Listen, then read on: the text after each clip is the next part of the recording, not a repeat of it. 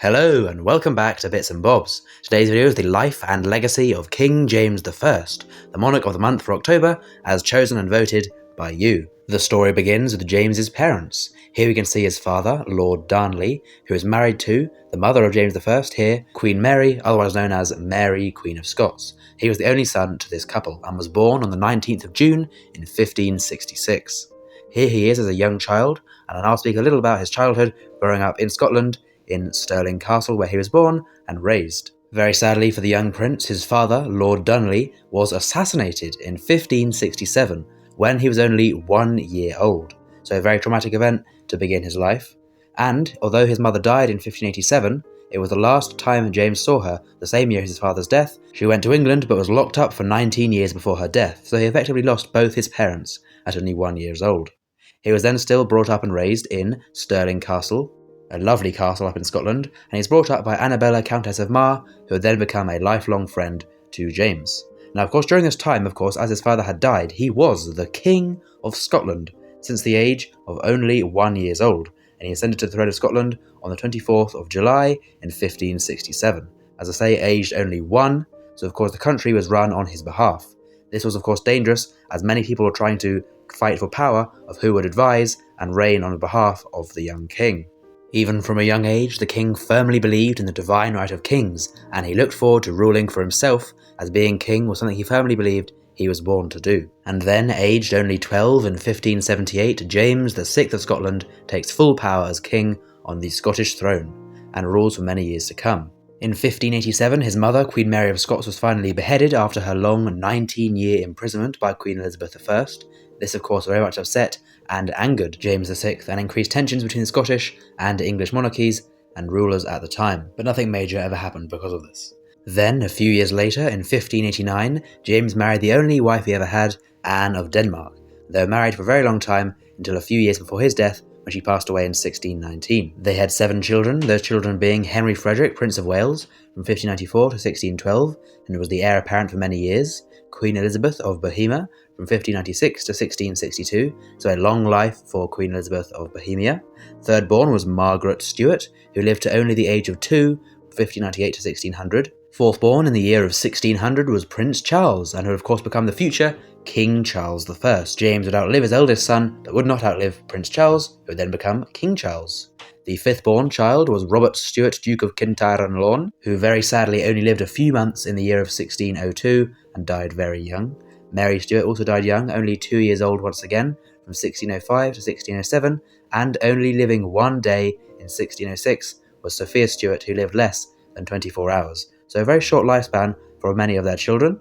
Now we'll rejoin the timeline back in 1603, when Elizabeth I dies, with no heir to the throne of England. So, who would be the new monarch for England? This was the question at the time. Elizabeth I was a direct relative of Henry VIII, and who else was? That's right, James VI of Scotland was also a direct relative of Henry VIII, as was the then Queen Elizabeth I.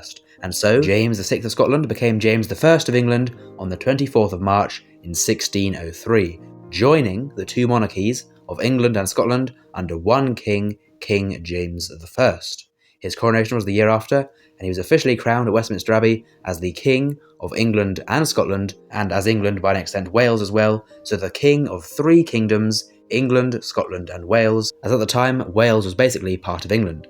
So James had unified the monarchy, and then wanted to go further to unify the kingdom, as he had an image of the future of the UK. However, it would not come to be, as the Scottish Parliament did not want this to happen, and there are still many differences between law, currency, and governmentship within Scotland and England, but still the monarchies were unified.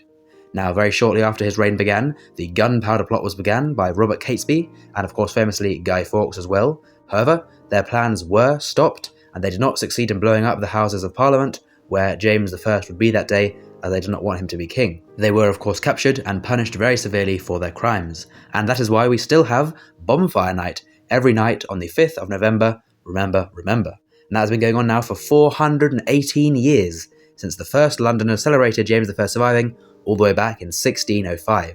So a long-lived British tradition of Bonfire Night, with more modern fireworks being used in the more recent displays of recent times. The early 1600s saw many colonists set sail for the new discovered lands of America, settling new towns such as Jamestown, famously named after James I, when some Jacobean settlers in 1607 founded the town of Jamestown in the Americas.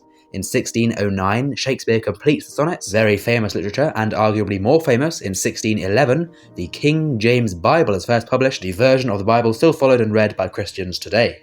In 1612, the Prince of Wales, the eldest son of James and Anne, dies, making Charles I, or then Prince Charles, next in line for the throne.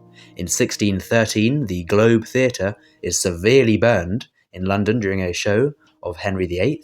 In 1614, the theory of logarithms is published by a Scottish mathematician, making it much more easy and simple for navigators to do their calculations out at sea. In 1616, the famous playwright Shakespeare, William Shakespeare, dies, that year of 1616. And then in 1620, the Mayflower set sail for Plymouth, a very famous vessel carrying new settlers for the new discovered lands of the Americas. After a lifetime as a king, James I died of a heart attack on the 27th of March in 1625. James VI of Scotland reigned for 36 years, so he was King of Scotland for 36 years, and King of England for 22 years as James I. He died aged 58, so not a bad age to reach for the 15 and 1600s, and of those 58 years, he spent 57 of them as a king. So as I say, a lifetime as a king. Please do comment down below any extra info you have and would like to share, and of course, please do subscribe if you enjoyed and learnt something new. Thank you for watching, and we'll see you again soon for some more coins in the future on Bits and Bobs. Bye!